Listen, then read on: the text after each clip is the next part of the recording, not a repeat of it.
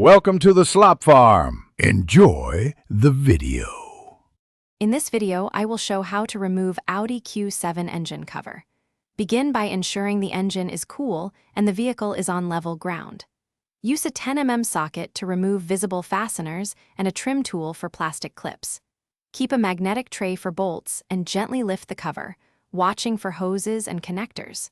If any clips stick, work them slowly to avoid breaking plastic parts or scratching paint. Start by finding every fastener and clip so nothing surprises you when lifting the cover.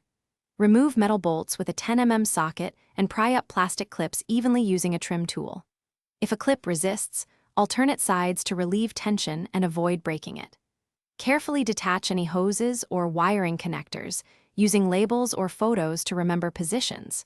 Place all parts in a tray and inspect the cover area for debris or oil before reinstallation.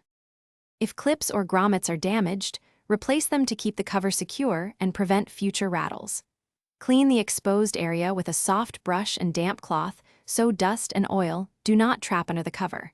When putting the cover back, align all clips first so they seat properly, then hand tighten bolts before torquing to spec.